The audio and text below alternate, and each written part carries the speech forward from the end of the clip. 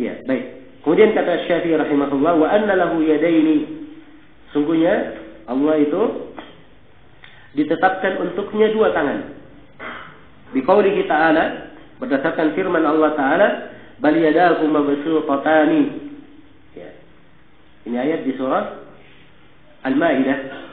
Bahkan kedua tangan Allah Subhanahu wa taala terhampar. Jadi disebutkan dua tangan. Ya. Disebutkan dua tangan. Kedua tangan Allah terhampar. Kalimat kedua tangan Allah terhampar ini menunjukkan luasnya rahmat Allah dan banyaknya pemberiannya. Jelas ya? Banyaknya pemberiannya. Ya. Dan kedua tangan ditetapkan bagi Allah Subhanahu wa taala dua tangan yang hakiki. Ya, dua tangan yang hakiki sesuai dengan kemuliaan dan kebesaran Allah. Yang jelas tidak serupa dengan apa? Dengan makhluknya. Jelas? Kemudian sifat yang berikutnya yang diterangkan di sini oleh Imam Syafi'i, beliau sekarang menjelaskan nama-nama dan sifatnya. Sudah beliau terangkan nama As-Sami' Al-Basir, kemudian sifat kedua tangan, kemudian beliau tetapkan lagi. Kata beliau, wa anna lahu yaminan. Dan sungguhnya Allah ditetapkan untuknya tangan kanan. Ditetapkan untuknya tangan kanan. Biqaulihi, berdasarkan firman Allah,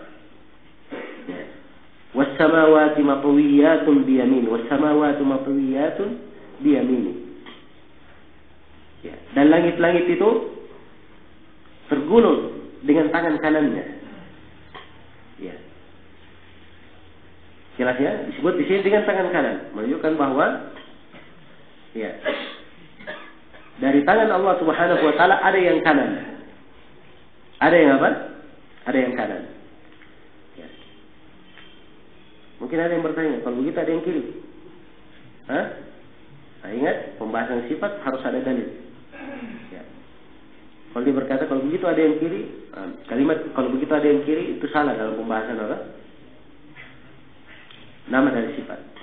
Kalau ada dalil yang menjelaskan ada yang kiri, baru kita katakan ada yang apa? Ada yang kiri. Ya, ada hadis sebagian menjelaskan, tapi ada kelemahan dalamnya. Ada kelemahan di dalamnya. Ya, ada yang benarnya adalah penetapan yang kanan saja. Jelas ya? Baik. Kemudian kata beliau, wa anna lahu wajhan biqaulihi kullu syai'in halikun illa wajhah. Wa qaulihi wa yabqa wajhu rabbika dzul jalali wal ikram. Ya, sifat berikutnya dan ditetapkan untuk Allah sifat wajah. Ya, tetapkan untuk Allah sifat apa? Sifat wajah.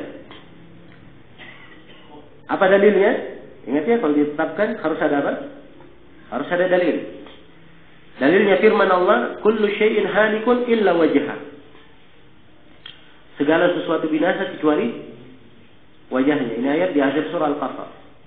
Segala sesuatu binasa kecuali wajahnya. Ya. Ditetapkan wajah bagi Allah Subhanahu wa taala. Pada hari kiamat semuanya binasa.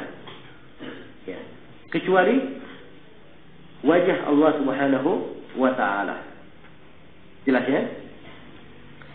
Demikian pula ayat berikutnya dalil tentang penetapan sifat wajah itu ayat di surah Ar-Rahman. Ya, ayat sebelumnya kullu man 'alaiha fan. Setiap yang berada di atas muka bumi akan sirna wa yabqa wajhu rabbika dzul jalali wal ikram. Dan tetap kekallah wajah Rabbmu yang penuh dengan jalal dan ikram, penuh dengan kebesaran dan kemuliaan. Ya. Sini penetapan sifat wajah. Jelasnya? Ya. Nah, ini uraian Imam Syafi'i di sini, walaupun pembahasan beliau dengan apa yang telah kita baca itu mirip dengan apa yang disampaikan oleh Imam Malik. Imam Malik rahimahullahu taala pernah ditanya oleh seseorang, wahai Malik, di dalam Al-Quran Allah berfirman Ar-Rahman 'alal arsy istawa. Ar-Rahman di atas arsy-Nya beristiwa. Ini bukan sifat istiwa. Kemudian dia tanya, ya, Kaifa stawa? Bagaimana cara beristiwanya? Maka memerahlah wajah Imam Malik rahimahullah. Dan disebutkan dalam sebagian riwayat urat-urat nadi leher beliau terbentang karena marahnya beliau. Ya. Kemudian beliau menjawabnya. Kata beliau, al-istiwa'u ma'lum. Istiwa adalah hal yang dimaklumi. Dalam sisi bahasa Arab, istiwa maknanya dimaklumi. Ya. Wal kaifu majhul. Ataupun bagaimananya, pembagimaanaannya, pensifatan bagaimana istiwa itu adalah majhul, tidak diketahui. Wal iman bihi wajib. Tapi wajib mengimani tentang istiwa itu. Was su'alu anhu bid'ah, dan bertanya tentang bagaimana itu adalah bid'ah. Kemudian Imam Malik perintah supaya orang itu dikeluarkan dari majelisnya. Ya, sebabnya orang yang datang itu dikenal sebagai orang yang sering mendebat di dalam masalah sifat. Karena itu wajar kalau dikeluarkan oleh Imam Malik. Ya, tapi kalau orang jahil hadir di majelis ilmu baru datang kemudian tanya yang pertanyaan yang keliru, dikeluarkan, bisa-bisa nggak datang lagi dia belajar. Ya. Jelas ya?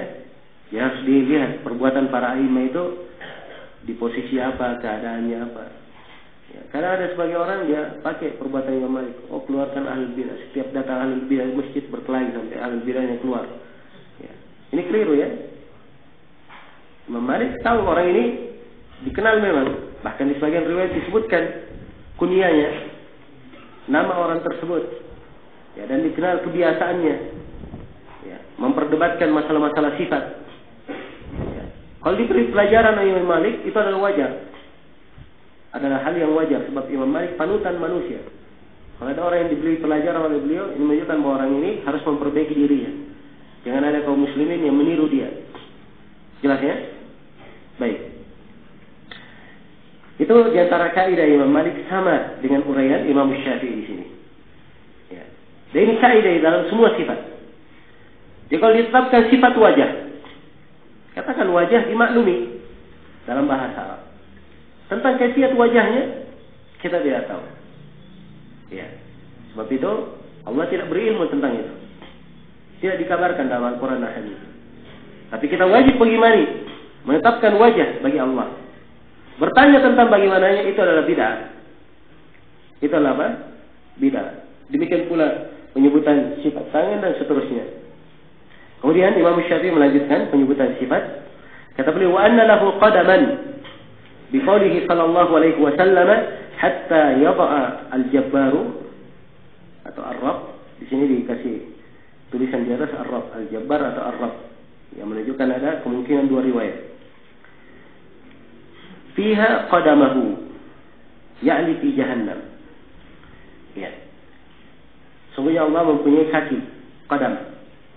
Ya. Berdasarkan sabda Nabi sallallahu alaihi wasallam. Nah, hadis Nabi ini dalam hadis riwayat Bukhari dan Muslim. Sebutkan dalam hadis itu sampai ar-rabb, Allah Rabb kita Al-Jabbar yang Maha Perkasa meletakkan kakinya yaitu di neraka Jahannam. Sebab neraka Jahannam itu terus dia berkata hal min mazid, hal min mazid. Apakah ada tambahan? Sudah dilemparkan penghuninya, minta terus tambahan, minta tambahan. Sampai Allah meletakkan kakinya. Ya. Kemudian neraka Jahannam pun berkata cukup, cukup. Ya, Allah meletakkan kakinya, kemudian neraka Jahannam menjadi sempit, sebagiannya memakan sebagian yang lainnya sehingga menjadi padat sudah. Akhirnya dia berkata cukup, cukup. Jelas. Ini neraka Jahannam. Kalau surga juga demikian. Sudah masuk semua penduduk surga, ya, masih luas surga itu, masih ada lebihnya. Maka Allah hidupkan makhluk-makhluk untuk memenuhi surga tersebut. Baik. Jadi ini semua dari keyakinan yang wajib kita yakini. Nabi sebutkan Allah meletakkan kakinya, kita imani. Ingat ya, kalau terlintas di pikiran, oh bagaimana yang meletakkannya? Sama kan kalau saya meletakkan kakiku? Ini bisikan syaitan, hilangkan. Ingat tadi kaidahnya, apa saja yang terlintas di dalam benak, bagaimana sifat, yakini bahwa hakikatnya tidak seperti itu. Hakikatnya tidak seperti itu. Iya. Nah,